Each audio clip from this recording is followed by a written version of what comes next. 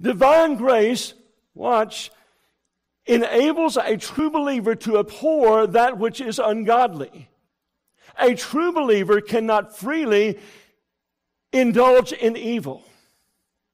While he can sin, he cannot sin freely and habitually with joy.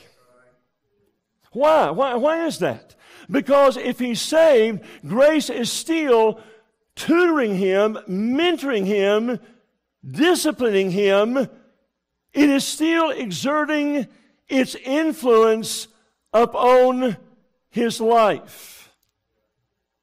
Walked one morning into a McDonald's to eat breakfast with Brother Paul. I walked up to the counter. I didn't know Paul very well at the time.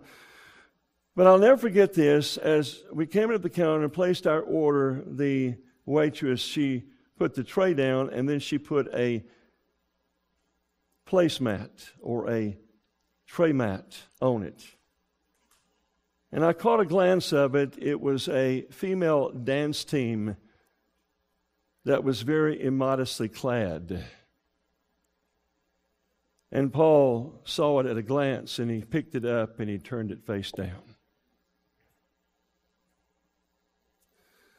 As I noticed Paul's walk, I noticed that was consistent. It reflected discipline, that he was doing anything he could in the way of discretion, in the way of prudence, to make sure that nothing was left unchecked that would cause him to stumble.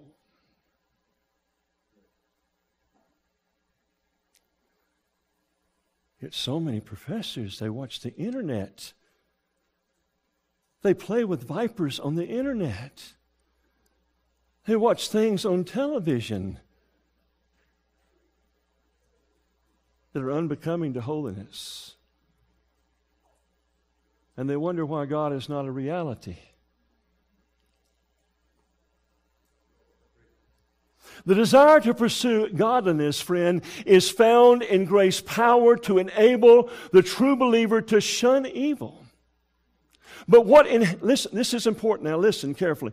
What enhances this, though, the influence of it to live for righteousness, is when we take the initiative in faith to discipline ourselves to godliness. Once again, grace is resident. But what we do, we seem to enhance the effect, the dynamic, the influence of grace on our life when we, by faith, exercise ourselves to godliness. These excerpts were taken from Don Currin's full sermon, The Discipline of Grace, that is on Titus 2:11-13, in which he speaks of how the grace that saves is a grace that sustains and motivates the believer and teaches them to be godly in this present world. This message can be found on albianus.com.